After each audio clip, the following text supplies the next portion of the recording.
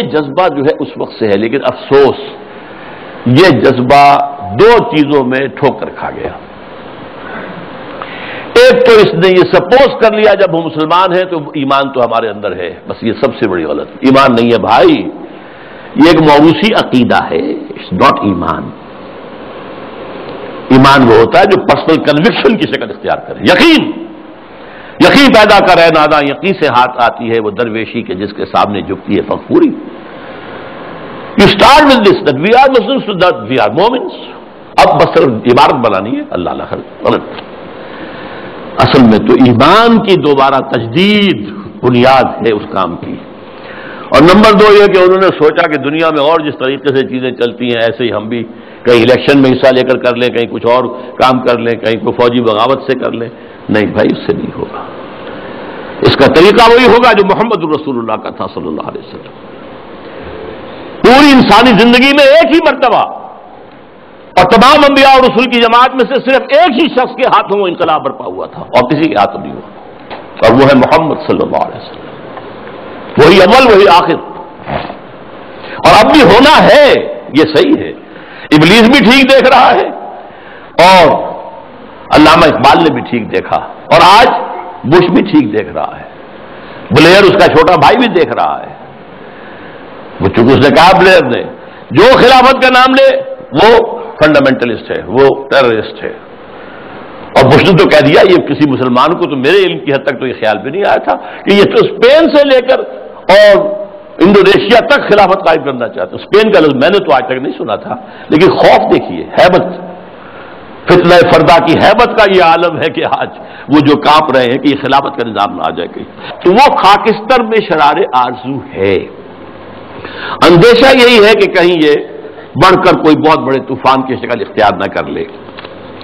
کرتے ہیں اشک سار گاہی سے جو ظالم وضو، خال خال اس قوم میں اب تک نظر آتے ہیں وہ، کرتے ہیں اشک سار گاہی سے جو ظالم وضو، جانتا ہے جس پہ روشن باطن ایام ہے، مزدقیت فتنہ فردا نہیں اسلام ہے۔ اب مجھے ذرا جلدی کرنی ہے، وقت بہت ختم ہو رہا ہے۔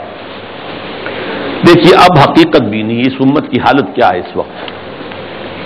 جانتا ہوں میں یہ امت حامل قرآن نہیں، جانتا ہوں میں یہ امت حامل قرآن نہیں ہے، وہی سرمایہ داری بندہ مومن کا دین۔ Very better 100% correct. دولت پرستی، مادہ پرستی،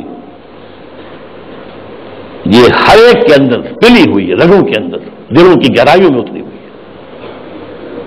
جانتا ہوں میں کہ مشرق کی اندھیری رات میں بے ید بیضا ہے پیران حرم کی آستین۔ پیران حرم جو بیٹھے ہوئے ہیں، وہ جو صوفی و ملا جو اس کو پہلے کہہ چکا ہے، صوفی و ملا ملوکیت کے بندے ہیں تمام، ان کی آستین میں ید بیضا نہیں ہے۔ حضرت موسیٰ کے آستین میں سے ہاتھ نکلتا تھا تو وہ چمکتا ہوا ہوتا تھا، دمکتا ہوا سورج کی طرح، وہ نہیں ہے۔ بے ید بیضا ہے پیران حرم کی عصر حاضر کے تقاضاؤں سے ہے، لیکن یہ خوف ہو نہ جائے آشکارا شرع پیغمبر کہیں۔ یہ اہم ترین شعر ہے اس نظم کا۔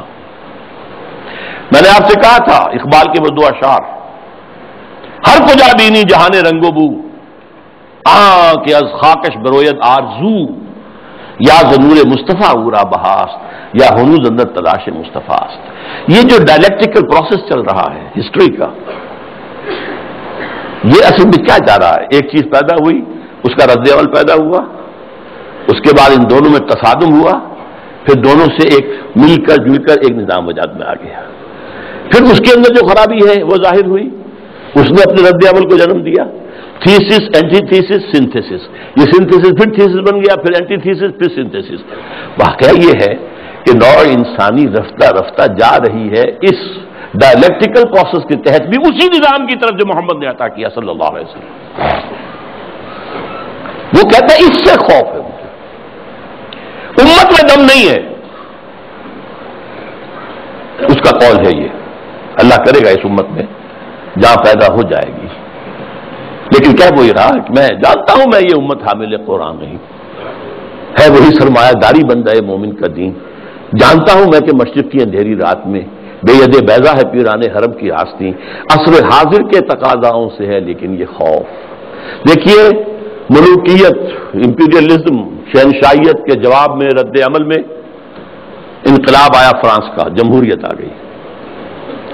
جمہوریت کیونکہ اللہ کی ہدایت سے تو مستفید نہیں ہے، یہ تو مادہ اندھا مادہ جو ہے وہ ایکشن ریئیکشن پیدا کر رہا ہے۔ اس کے اندر وہ جو دولت پرستی تھی، سود رہا، پھر انڈسٹریل ریولوشن آ گیا تو وہ سرمایہ داری بن گئی، ایک لعنت سے چھٹکارا پایا دوسری لعنت میں گرفتار، فیوڈل لارڈ سے آزاد ہوئے، کارخانے دار اس کے غلام ہو گئے۔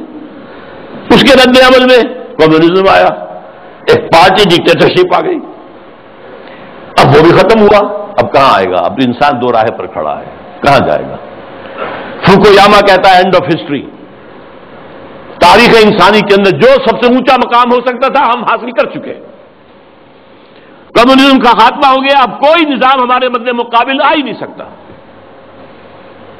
اس کا ایک جواب لکھا ہے تو ہمارے پاکستان کے ہی عابد اللہ جان، اینڈ آف ہسٹری کی جواب میں اینڈ آف ڈیموکریسی کتاب لکھی ہے، مغربی جمہوریت ختم ہو گئی ہے،